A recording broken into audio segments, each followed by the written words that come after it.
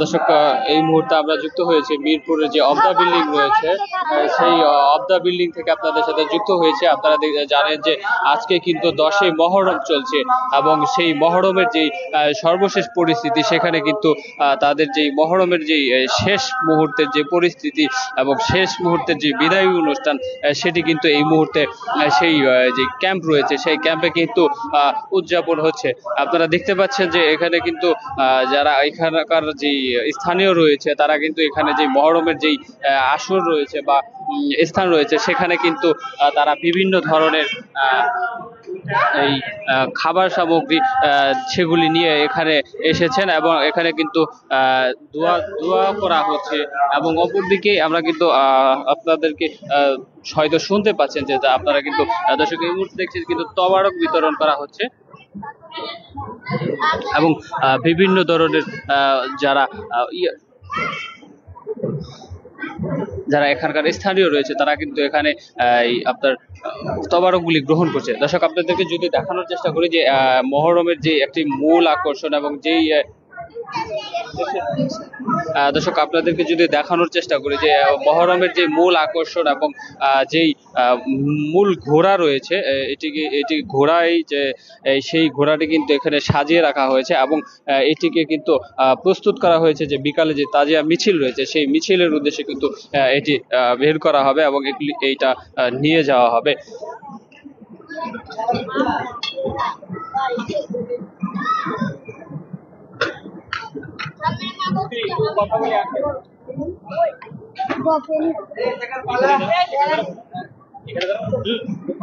দর্শক, এই মুহূর্তে আপনাদের সাথে আমরা যুক্ত করতে চাই, একজনের সাথে কথা বলতে চাই যিনি এখানকার ইমামবাড়ার বা যে এটার দায়িত্বে রয়েছে তার সাথে আমরা এখন আপনাদের একটু কথা বলানোর চেষ্টা করবো যে আপনাদের এই অনুষ্ঠান কবে নাগাদ শুরু করেছে? এটা আমাদের অনেক বছর থেকে করতেছি, আমার বাপ দাদার শুরু থেকে আমরা করতেছি এবং স্বাধীনের পর থেকে আমরা এখানে এই ইমামবাড়া আমরা করতেছি। আমরা এটা আল্লাহর রহমতে ইমাম হোসেন রাদিয়াল্লাহু তাআলার আমরা ওনার জন্মদিন এবং মৃত্যুবার্ষিকী আমরা এখানে পালন করি। আজকে আমাদের 10 তারিখ, আজকে আমাদের শেষ দিন। এটা শুরু করেছিলেন কয় তারিখ থেকে? আমরা শুরু করছি 1 তারিখ থেকে আরম্ভ হয়ে গেছে। আমাদের মহরম 1 তারিখ থেকে আমাদের আরম্ভ হয়ে গেছে। এখন 7 তারিখ এবং 9 তারিখ এবং 10 তারিখে একটু বড় করে হয় আর কি।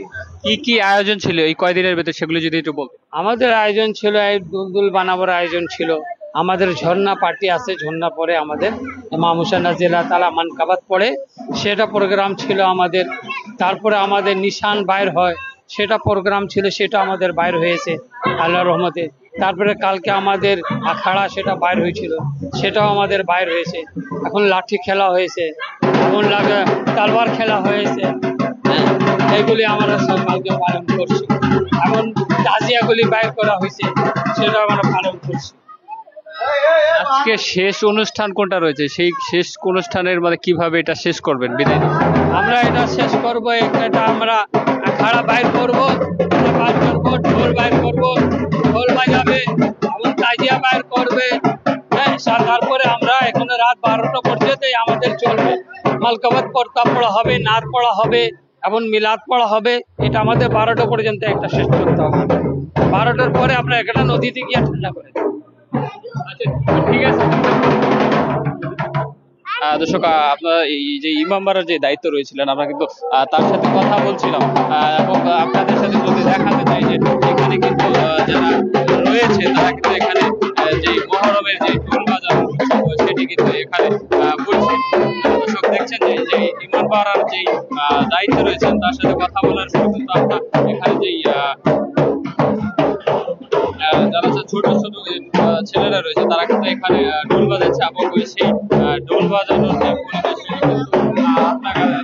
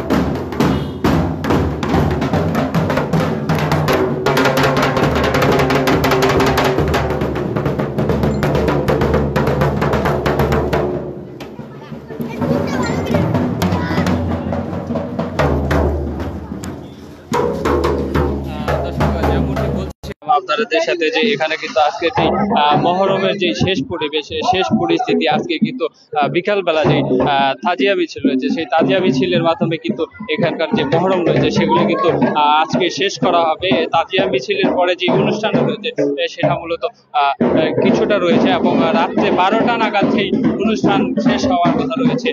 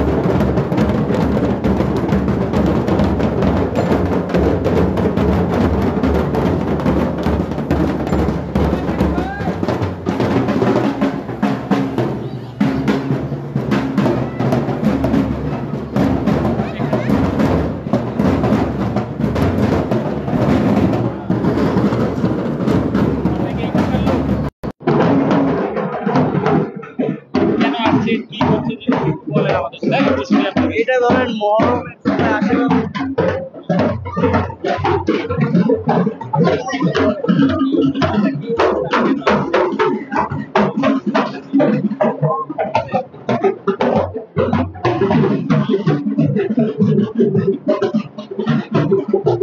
আজকে হলো মহরমের 10 তারিখ, মহরমের আশুরা।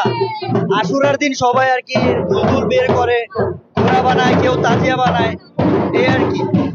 তো আমি আসছি এই পাশে থেকে, আমার বাসা এখানে, আমি দেখতে আসছি আর কি। এটা হলো মিরপুর 10 ওয়াপদা বিল্ডিং, 3 নম্বর ওয়াপদা বিল্ডিং এ বড়ই মেম্বারা। আমার কাছে অনেক ভালো লাগতেছে, আলহামদুলিল্লাহ অনেক ভালো লাগতেছে।